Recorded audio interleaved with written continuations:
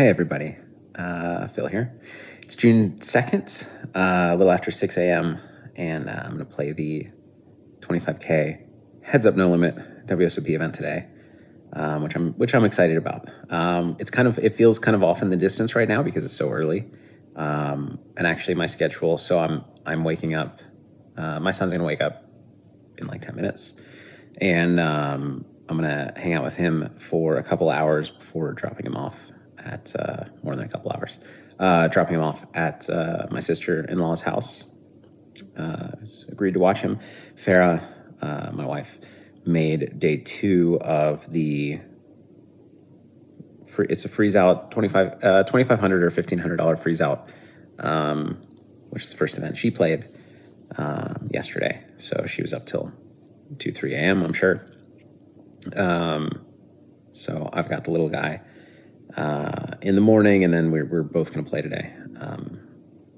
Thank you to Aunt Tori and the fam for watching him. So then I'll come back and I'll take a nap from like 9 to, hopefully 9 to, well, realistically like 9:30 to 12. The event starts at 3, and I don't know. We'll see. Basically, my plan today is it's going to be an unstructured day. I like to have a routine, but realistically, my routine these days starts at 6 a.m. usually. And so I'm going to be, like any day that I play a WSOP event, I'm going to be thrown off. So I'm not going to establish like a great WSOP routine, and it's just how it is. It's not ideal. Some people do fine and even thrive in that environment. I like routine, but I'm not going to get it, and that's okay. So where do I start, or what do I talk about? So I haven't done one of these before, actually. So I made a fake WSOP vlog that we released yesterday, which I did on a whim. I had to go somewhere to do something, which I can't explain because then it'll spoil something in this video. But I talked to my editor, and I was like, on the drive there and the drive back, I'll just pretend I'm doing like today's WSOP vlog just so we can practice cutting it up. And because once I start playing, then, I'm not going to be very available to, like right now I'm kind of involved. I don't edit anything myself, but I'm kind of involved in setting direction or approvals, basically, of how I kind of envision the videos going. And this is something that honestly, like what I have to do soon and is just let go and let it turn out the way it does, because actually my editor's fantastic and it's going to turn out great no matter what. But I went through this with like Run-At-Once training, with Run-At-Once poker, where at the beginning, a lot of things like I wanted approval on, and I would see before it goes out, I would change some things and send it back, and eventually kind of learned to trust everybody to do a great job, and realize that it doesn't always have to be exactly the way that I would have done it, which has been a great lesson in running a business. So I guess I need to learn that lesson soon, and actually I'm kind of forced to, for the sake of these vlogs, like the one I'm recording right now, because I'm going to be playing. I'm not going to review this tomorrow before I go play. So if it's horrible, now you know why. But anyways, so we decided to do that, and on the way there, I was just talking kind of as if I was playing the 25K, relatively boring stuff. Then on the way back, I don't know, I just started pretending that I busted out of a 5K NL event, and I was really frustrated. And then I was, kind of an asshole, and I liked how it went. So then I kept filming, and I then had to do an intro to going to play a 5K now and being an asshole. So I was actually extremely scared, frankly, and anxious to release that. There was another video like a few months ago that I got too anxious to release. I ended up not releasing. This one I wasn't quite as anxious as that, but this one I was pretty anxious as well. Because I've never made a video attempting to be funny, essentially. And, that's a scary and, for me at least, a vulnerable thing to do. Like the poker world, I think in a lot of cases, you know, the poker world wants to see you, or like people know you the way they know you, and this was kind of a departure from the way that you guys know me. So I was pretty scared to, release it and see what everybody thought. I think my son's waking up. But so far, people have really loved it, and the comments have meant a lot to me because of how uncomfortable I was about releasing it in the first place.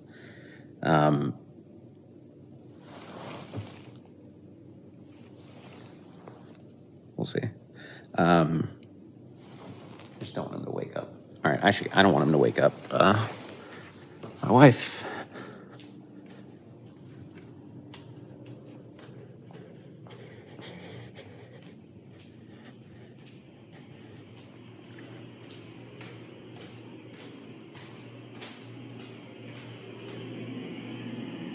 Hey, bud. Yeah, okay, I'll help you. We'll go different ways? That's to go this way, okay? Okay.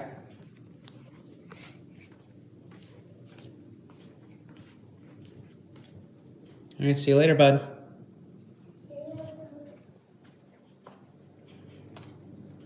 Mommy's here yet? Mommy is here, but she's sleeping. Mommy's up really late. And because Mommy was here, the ground is a mess because Daddy and Spencer played here. And Daddy doesn't clean up very well. Why? I don't know. Should we clean it up? Yeah, I agree.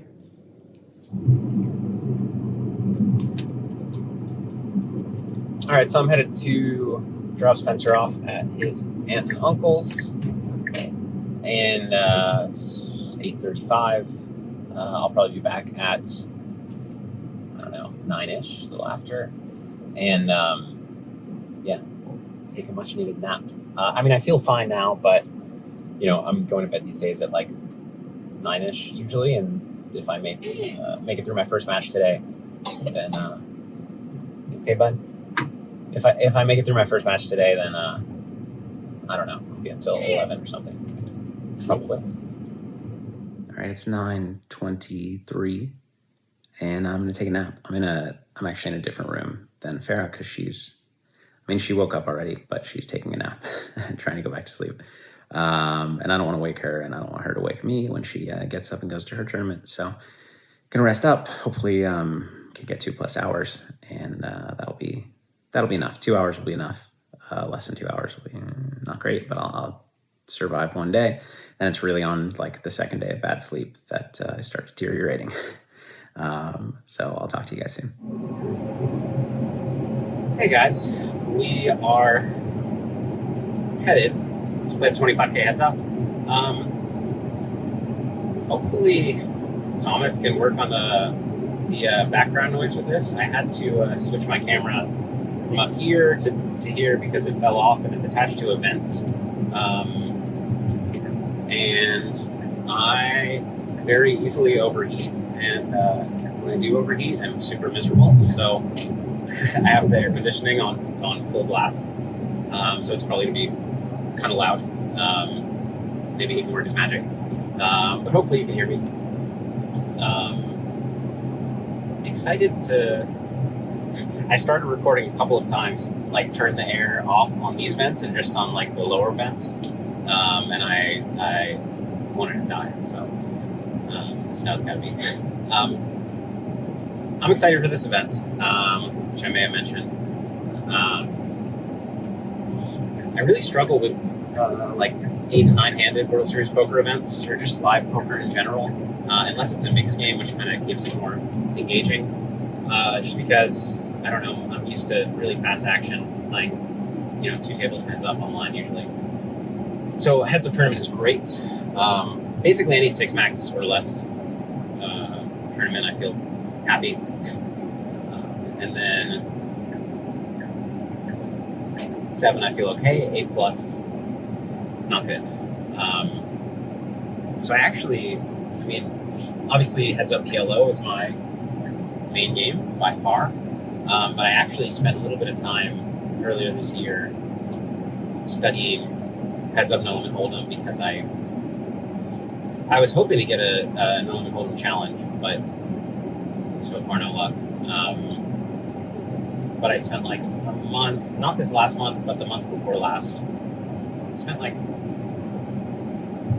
besides working on the business, of course, spent my time studying no limit hold'em. So I feel actually reasonably prepared for this. Like obviously 1 month of progress is not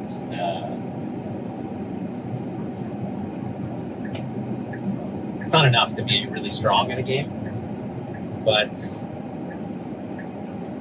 probably should have run that yellow light. It's not enough to be like the level that I want to be. I'm not great at no limit hold'em, obviously, but I got to like passable quicker than I expected, which made me very happy and excited. Because I honestly, before this, like I haven't played no limit hold'em seriously in, I honestly don't even know at this point. It's probably like maybe it was 2009. So while I used to play no limit hold'em at a high level, it's really been, I mean, the game was totally different back then. It has almost nothing to do with, I shouldn't say that, it has something to do with the way the game's played today, but like, yeah, those years are far, far behind me, so I've kind of considered myself a no limit fish for the past 10 years, and I thought that trying to relearn it would take a really long time. And I mean, like I said, I'm not great, but I think that if I could get like a 3-month challenge, I think I'd be a pretty strong, like a very strong heads-up no limit player at the end of that challenge, which would be cool. But that's a separate topic. Today we're playing 25K heads up. I don't know if they've drawn yet. I don't think so, because I think the field hasn't filled up. When I checked this morning, early in the morning, or not early, I don't know. I checked a few hours ago, and I think it was at 38. Somebody tweeted that it was 38 players of the 64-player cap, which means if it doesn't fill up, some people are going to get buys. I remember playing this event, or actually 10K heads up years ago. I feel like I always got a buy. Because I run good. But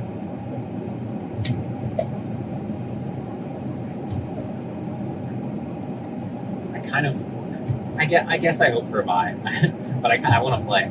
I'd be bored if I had to like leave and go back and come back in whatever 4 or 5 hours. I'm like, the way I feel about tournaments, it's not. It's certainly not that I don't care about the results, and it's certainly not that the money doesn't matter. I mean, it's a 25K tournament. That's still means a lot. It's a lot of money to me. But I just don't view tournaments as part of my job, I guess. So like playing cash games is like my job. And I care a lot more about the results there. In tournaments, when I play a few, especially like World Series poker tournaments, they're just like, you know, I'm going to be I play so few that I'm going to be somewhere around neutral EV, or, you know, depending on the event, some are going to be higher than that, some will be lower than that. But it's not going to be like a massive EV shift. You know, getting like 10% ROIs in tournaments when you're only playing a handful a year is not going to contribute much to your earn. So I don't really feel that level of pressure. Maybe this will change. Like if I go deep, I'll feel pressure for sure. But as it is, I kind of just, it's a fun thing to show up and do and hope that I run good.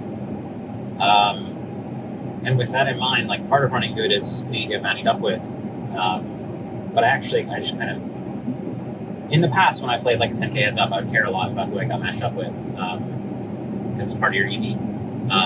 But today I don't really care. I'm just excited to play and, you know, spin the wheel and see how I do. You know, obviously I hope I play well, and I'll try my best. I'm excited to get like really focused and play. But yeah, I don't know. This summer, I guess I feel less pressure somehow than years ago when I would play tournaments more seriously. And again, not to imply that I don't take this seriously. I do take it seriously. But yeah, it's just like a different feeling, and it's a good place to be. Because almost every player who enters a tournament loses at some point in the tournament. And so if losing is going to make you really sad, you're going to be in for a world of hurt. I'm trying to get to a back entrance to the parking lot because I imagine it's going to be crowded on the strip. My GPS does not like me. Yeah, I think somehow I messed this up. All right. Well, I'm going to wrap this up because I'll probably be late soon. All right, we are okay. Got there right at 3, but then they drew for seats, and we started 3:15, which is now in 3 minutes. I got some water, and I'm ready to play. Hey, everybody. So, bad news to start the day. Farah busted out of her tournament right around the time that I left for mine. And I showed up essentially right on time after getting lost. But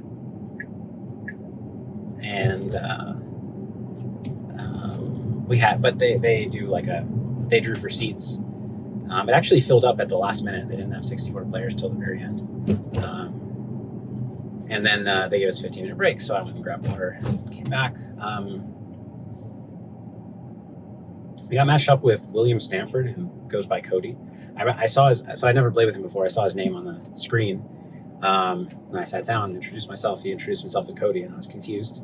But presumably that's the middle name or a nickname or something. It was a really fun match. He's super nice, and he plays extremely quickly. I think we were playing more hands per hour than everybody. I was not matching his. I was playing faster than average, but he was playing probably faster than everybody. So we got through a lot of hands. Started with 150K at 300, 600, and I chipped up to like 180K. Just with, made a couple hands. Nothing spectacular. We played a pot. I think this was at. I'm trying to think of the blinds. I don't remember the blinds, but I remember I opened and he 3-bet to 6K, and that was on the smaller side. It was a pretty small 3-bet. And so I made a pretty loose call with Jack Deuce of diamonds. And flop was 9-6-3 rainbow with 1 diamond. And he checked. And this is a flop where obviously you bet a lot of draws, but I don't think you bet a lot of king queen type stuff. I'm sure a solver would mix in, would try to be able to cover all the board, all the turn cards, but you bet a lot of draws, and then you bet some hands that are not draws that can then bluff when draws come in. And I think my hand, if it were to show up in a pre-flop calling range, which I don't think it does, would probably bet flop. But anyways, I whether or not that's true, I bet flop for 6K. He called. Turn was the 8 of spades, which I think is a good card for me. I think he's check calling a lot of high card hands like ace queen, and then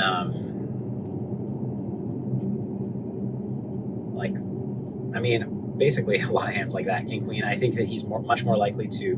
I don't know him, but I think players in general are much more likely to bet or check raise straight draws, or even and even a little more likely to bet a hand like ace 8 that turns the 8 than ace queen, in my opinion. So he checks. I bet 16K, and he ends up calling. And at this point, I no longer think he has.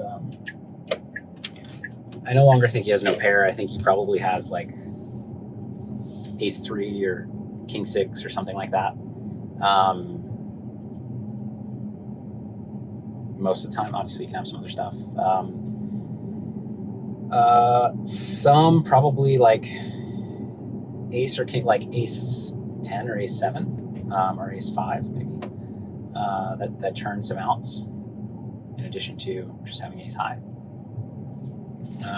Anyways, river's the offsuit 7, so 9 8 7 6 with a 3.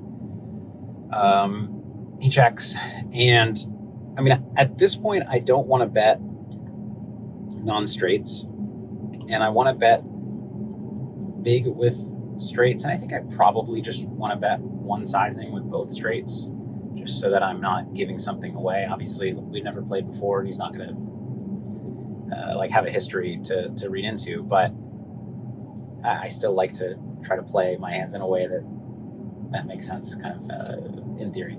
For the most part, I bet 40K. So the pot now is 32 and 24, right? So like 56. Yeah, I think 40K is a good size to go with both straights. And even though I think he's going to have some like ace 10, maybe king 10, maybe queen 10 actually. Like he does have a fair amount of 10x.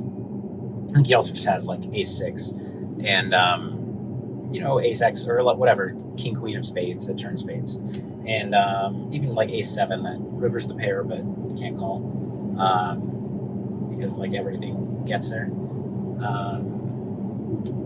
And he went deep into the tank and just owned my soul. He called with ace high. He called with ace jack. So I didn't expect that hand to call turn, and I didn't expect it to call river.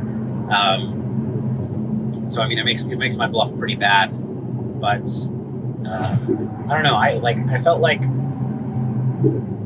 we both had a good read on the situation, and that like I actually did think he was weak a lot, but he also thought I was weak, and in the end, the final read wins. So he won a huge pot there. So that was like, I go from being up 180 to 120 to losing. Well, to going down, whatever, like 115 to 185. And I got chipped down a little bit more. Then pot came up where I opened queen 6 of hearts, he 3-bet. Again, on the smaller side. We're a little deeper now. I'm not going to get the sizings right, because I don't remember. But I call it 3-bet. Flop is ace 5. Rainbow. He bets. Okay, now I feel like I do remember. He bets 4K, I think. So I think he made it 9 pre. He bets 4 into 18. I think my hand's a call. I call. Turns a queen. I believe it brings 2 clubs, but I could be mistaken. He now bets 16. I think there's no decision with a queen. I call. River is a 3. He bets.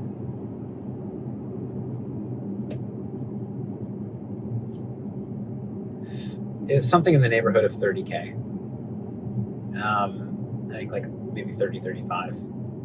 And obviously I don't beat any value at this point, but I block a lot of value with the queen. So I think king queen is going for value. I kind of felt like, I don't know, just the vibe that I got from the way that the match had played so far. I thought he might trap a decent amount. Like, I thought he would expect me to bet turn a lot for some reason in this spot. And so I thought you'd trap a decent amount of like ace X. He'd also checked back 7-5-5 flop earlier in the match with 7-7, which is a play. I mean, it's fine, but that hand, I think most people usually bet. And so I kind of felt, but I mean, like, I read him as trappy generally with big hands. And on this board, like when you have one of the aces and 2 are out there, it's hard for the other player to have something. And like on a turn king, I'm going to hit the king more often than the queen, he might think. So I don't know. I just thought he'd have some like jack 10 and random stuff that just barrels off. And he's laying me a pretty good price, which I don't know. Basically, means I have to be correct less frequently. I made the call. He had ace 9, so I lost that pot, and really from there I was short for a long time. I got chipped down all the way to. I'm trying to think if there were any interesting hands. He actually, I mean, like, he played unconventionally, but he actually just made a correct read in a lot of spots where the standard play would have been to do something different. So there was one hand in particular where I check called flop on ace jack. All right, hold on. I want to get the board right. I don't know. I check called with like ace. Let's call it ace jack deuce. It's probably not. And I have king X of clubs. Turn pairs the deuce. Check check. River. Oh no, it was a 4. Okay. Ace jack 4. I had king deuce of clubs. Check check. Turn pair. Turn pairs the 4. Check check. River is a club, and I bet like pot, which was essentially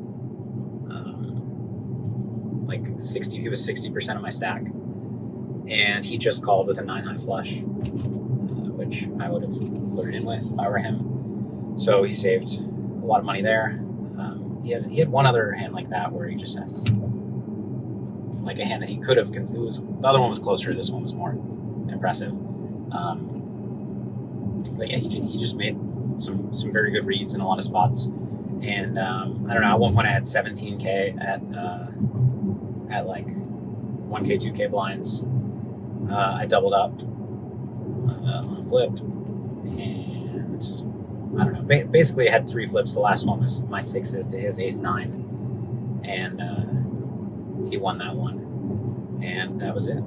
So short. I mean, not necessarily a short vlog. I'm still talking for a while, but uneventful vlog.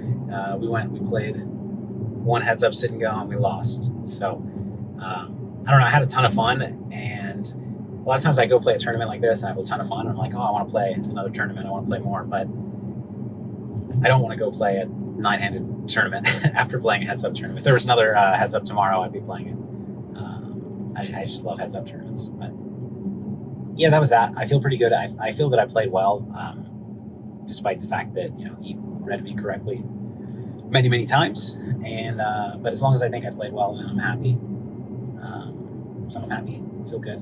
And both Farah and I are exhausted, so looking forward to the day relatively off. I'm going to work, but yeah, it's kind of the bright side. I'm not going to play tomorrow. Let me know what you thought of the vlog and what kind of things you'd like to see in future ones. I'm open. I'm trying this out. And thanks for watching. I'll see you next time.